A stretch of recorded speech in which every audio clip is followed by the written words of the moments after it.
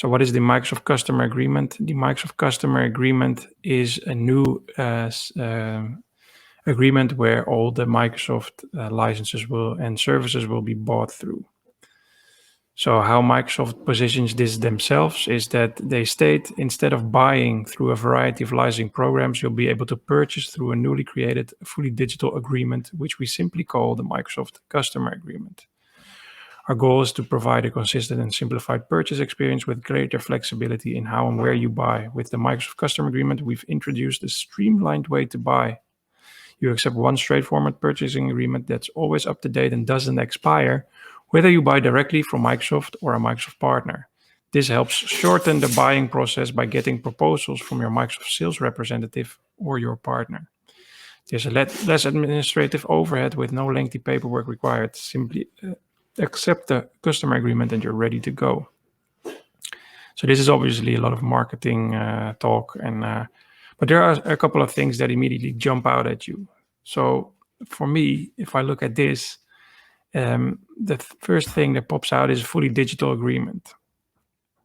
What that means is that it's going to be signed digitally. There's probably going to be exceptions made here, but if you're a very old school organization that does not generally want to sign digitally and still wants to put the wet ink on a piece of paper, it's going to be a bit more difficult for you. Second thing, purchasing agreements. The MPSA has purchasing agreements. How does it work? You sign a top-level agreement, and under that, you sign all the purchasing agreements you want. This means that you can have a purchasing agreement for your finance department or for a set of affiliates. You can have a purchasing agreement for one person if you want. So that creates a lot of flexibility. Just wondering how that is going to work out in the end for all the different services that Microsoft offers. The simplified purchasing experience.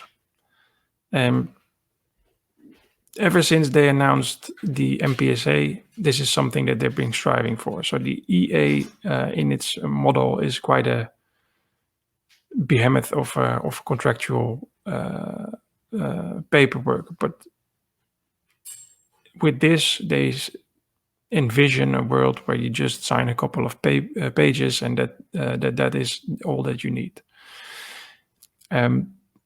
I started working at Microsoft in 2011, and in 2011, it was stated that they were going to work towards the next generation volume licensing. That's now 10 years ago, and initially they started with the MPSA, and now they have released the customer agreement a while back for Azure only, and it will expand upon it towards other services and software. But my question remains is if the amount of innovation that they have on their contractual vehicles is this slow and it takes more than 10 years to release something that they might be satisfied with, how is that going to end up? For the MPSA, it ended up that the plug was pulled and that they moved to something else again, which is now in front of you. The next thing that jumps out is the contract doesn't expire. Just like, for instance, your master agreement with Microsoft, it's evergreen. It will be there forever. How will they introduce committed offers to it, like with the enterprise agreement? Is there an option for it? Will you get beneficial pricing in some sense? These are questions that jump to my mind. Finally, there's a less administrative overhead. This in premise sounds fine, but we're going to have to wait and see if this is true, because I can imagine a scenario where we're going to have this live alongside all the organizations that have very custom-made agreements for a long time.